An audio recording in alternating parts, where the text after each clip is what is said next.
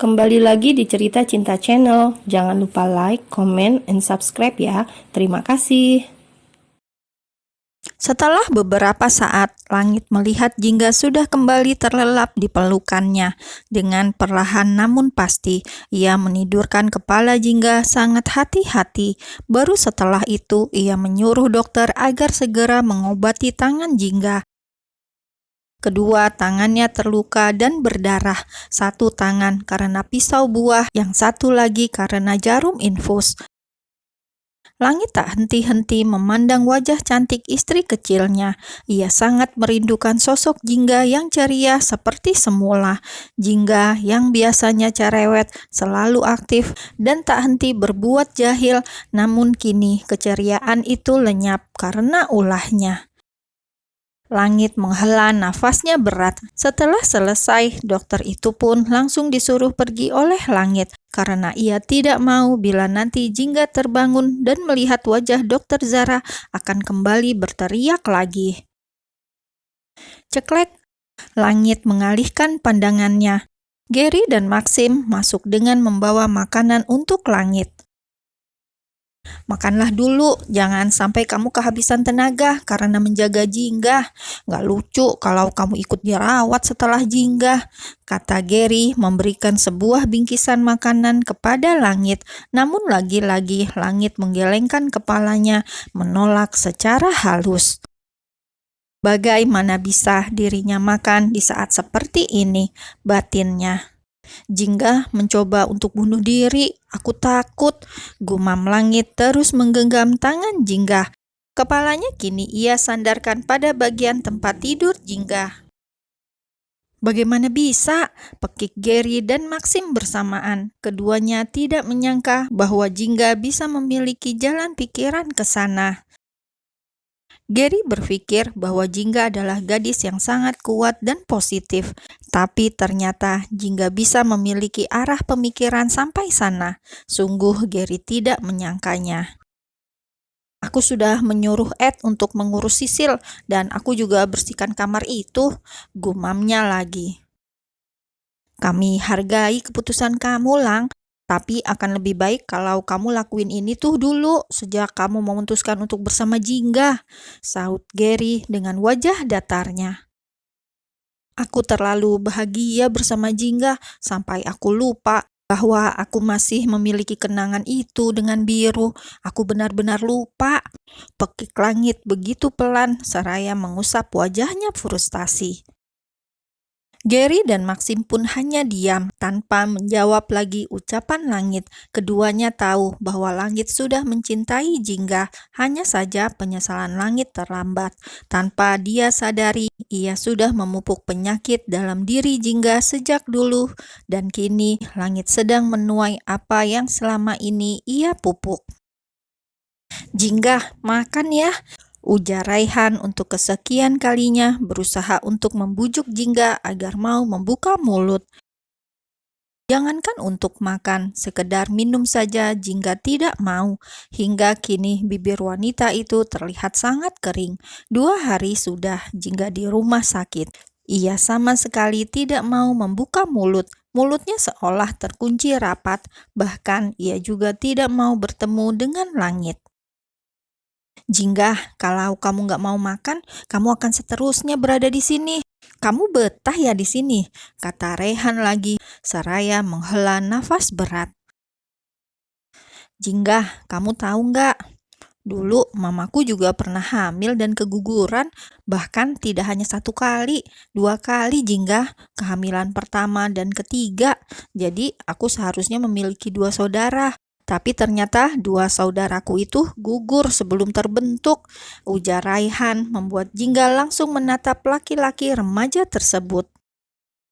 Kamu lihat aku sekarang, setelah orang tuaku kehilangan, tidak lama mamaku kembali hamil dan lahirlah aku, anak yang paling ganteng, pintar, dan berprestasi. Imbuhnya menyombongkan diri. Tanpa sadar, perlakuan Raihan mampu membuat Jingga sedikit menyunggingkan senyum. Namun senyum itu sangat tipis, sampai tidak ada yang menyadarinya. Jingga, meskipun aku tidak menyukai suami kamu, tapi aku juga kasihan melihatnya.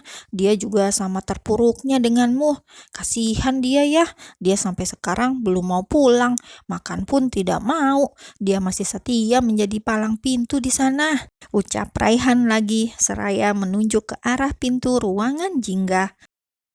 Kali ini Jingga merespon ucapan Raihan. Ia ikut mengalihkan pandangannya ke arah yang ditunjuk oleh Raihan. Sejujurnya, Jingga juga sangat merindukan langit, namun entah mengapa dirinya begitu sulit untuk menerima semua kenyataannya. Azara, satu nama yang terus membuat pikiran Jingga melayang. Wajahnya sangat mirip dengan Biru. Sangat tidak mungkin bila nanti suaminya akan kembali mencintai wanita itu. Meskipun keduanya berbeda, Azara bukan Azura atau Biru, namun tetap saja wajah keduanya sangat mirip. Hanya saja yang membedakan Azara menggunakan kerudung, sementara Azura tidak. Membayangkan bahwa langit akan kembali menginginkan wajah biru saja sudah membuat dirinya takut dan sangat sesak. Ya, Jingga sangat takut. Ia takut kehilangan, namun dirinya juga enggan untuk memaafkan. Jingga langsung menutup wajahnya dengan kedua tangan. Ia kembali terisak, namun kali ini ia sudah tidak histeris. Ia sudah bisa menahan emosinya. Ia tahu bahwa bunuh diri tidak akan menyelesaikan masalah. Jingga, jangan begini. Nanti suamimu masuk lalu menghajarku bagaimana? Aku yang takut kalau disangka nyakitin kamu. Udah dong, kata Raihan sedikit panik ketika melihat Jingga menangis. Aku takut, Rai, aku takut, ucap Jingga sedikit lirih, namun membuat Raihan tersenyum lega karena akhirnya ia mau berbicara. Apa yang kamu takutkan? Tanya Raihan mencoba mendengarkan keluhan Jingga. Azara, satu nama yang membuat Raihan terdiam. Dirinya ikut bingung bagaimana harus menanggapinya. Aku takut Mas Langit akan kembali berpaling. Aku takut. Isak tangis Jingga semakin menjadi hingga membuat Raihan semakin panik. Ceklek, mendengar suara pintu dibuka seketika membuat Raihan semakin membulatkan matanya dengan sempurna. Bukan aku, Om. Beneran bukan aku. Serunya langsung mengangkat kedua tangannya ke atas ketika melihat sosok yang membuka pintu dengan memberikan tatapan tajam padanya. Langit yang sedang berbincang dengan Gary mendengar suara Jingga yang tengah terisak. Tanpa berlama-lama, Langit segera membuka pintu ruangan Jingga dengan cukup kasar. Aku membiarkanmu masuk untuk menghiburnya, bukan untuk membuatnya nangis, kata Langit menatap tajam pada anak remaja laki-laki yang tak lain dan tak bukan adalah Raihan. Sayang, Langit menghampiri Jingga, namun ketika hanya tinggal beberapa langkah sampai di depan Jingga, dengan cepat Jingga menghentikan langkahnya. Pergi, Mas, ucap Jingga menatap suaminya dengan berderai air mata.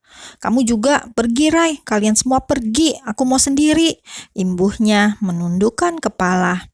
Jingga, aku bilang pergi, teriaknya sekuat tenaga, lalu tiba-tiba tubuhnya kembali lemas dan tak sadarkan diri. Jingga, pekik ketiga laki-laki itu. Dengan cepat Langit menekan tombol darurat dan tak berapa lama dokter datang dan memeriksa keadaan Jingga. Sementara itu, di luar ruangan, Raihan langsung disidang oleh Gary dan Langit. Mengapa bisa membuat Jingga menangis dan kembali drop? Namun Raihan dengan santai menjelaskan bahwa Jingga masih terpukul dengan keadaannya. Tak hanya itu, Raihan juga mengatakan tentang ketakutan Jingga tentang Langit yang akan meninggalkannya. Tentu saja hal itu membuat Langit dan Gary langsung terdiam. Om, ketika seorang laki-laki sudah memutuskan untuk menikahi anak gadis orang, harusnya saat itu kita bisa membahagiakannya. Bukankah pernikahan itu cukup sekali seumur hidup? Saran saya, kalau Om mau kembali sama mantan Om, mending lepasin Jingga dari sekarang. Saya siap menerimanya, beneran deh, daripada... Aduh, pekik Rehan yang langsung mendapatkan jeweran di telinganya dari Gary. Dasar bocah SMP, sok-sokan mau ngajarin orang dewasa. Cetus Gary melepaskan jewerannya. Enak saja, saya sudah kelas 2 SMA, ralatnya dengan kesal. Kau memang kelas 2 SMA, tapi umurmu masih kemarin sore dan kamu berada di SMA karena prestasimu di atas rata-rata. Kalau otakmu cetek, pasti sekarang kamu masih di SMP, kata Gary mendengus. Walaupun yang dikatakan Gary benar adanya, namun Rehan tetap tidak terima. Selama ini dirinya sudah berusaha terlihat dewasa dan memanipulasi umurnya. Entah mengapa dia, laki-laki di depannya ini, bisa mengetahui rahasianya. Sudahlah, kalian orang dewasa benar-benar tidak memiliki hati dan perasaan.